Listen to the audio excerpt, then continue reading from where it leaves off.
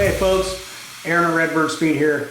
Today I want to talk about brackets on this housing. So there's a lot of options. As you can see, these all start out as a blank slate. So you got the housing, tube stock, housing ends, made to whatever length you need.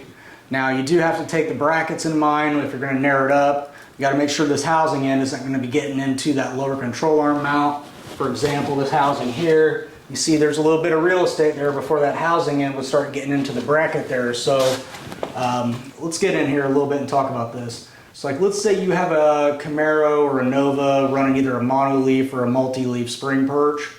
I'll put a diagram up here, you can take a look at them. So the difference in these two is going to be the depth of the pocket. So if you have a multi-leaf with a thick, like more leaf springs and it's going to be thicker, it's going to take the multi-leaf perch. If you're going with a mono-leaf, like an early 67 Camaro or a Nova, something like that, you've got the less depth on the perch, so it's going to fit better.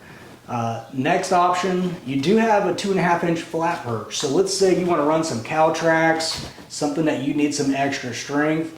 You can run a 2.5 inch flat perch, and even if you want to box them in for strength, those can be reinforced. So if you're running some serious power and you need some extra strength, we can put a 2.5 inch flat perch on there. Also, those are used on Mopar applications, they're used on Mustangs. So there's a lot of stock applications where that flat perch comes in. There are a lot of flat perches that go on truck rears, but they're a little bit bigger and usually they're towed in or a little bit different. So those specialty perches are also available. Also, you have something custom like 4-link brackets. If you want to put some brackets on this tube, so like if you're running a narrow 4-link kit and you want to put brackets on this tube and drag race, do something like that, there's a lot of options for 4-link brackets. So the standard is going to be a 3-inch tube with a 1/4 inch thick wall. So if you got a bracket that fits a 3-inch tube, they can be slid on here, they can be welded in place, they can be left on there loose. The options are pretty open there, so keep that in mind also.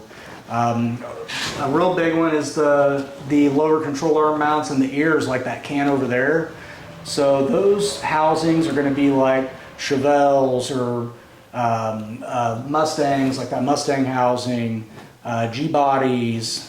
There's a lot of other applications that take lower control arm brackets and some form of ear, like different Impalas, and there's a lot of applications that take different styles of brackets. So again, these all start out as a clean slate. So if you're coming in like housing like that, dropping 2 brackets on here, welding them in place, it's going to fit up with your factory suspension. So that's an option also. If you have any questions about these brackets, give us a call. We can talk about your application. If you have something custom going on, if you want a bare housing like this one, we can do a bare housing and axle package. If you want to do your own brackets, maybe you're moving them in, or maybe you're doing something custom. Your options are pretty much endless there. So if you have any questions about this, give us a ring, 260-301-2424. You can get us at redbirdspeed.com. Drop a comment below. We appreciate your support as always. Be sure to like and subscribe. Let's get on talk to more about these housing features. Have a good one.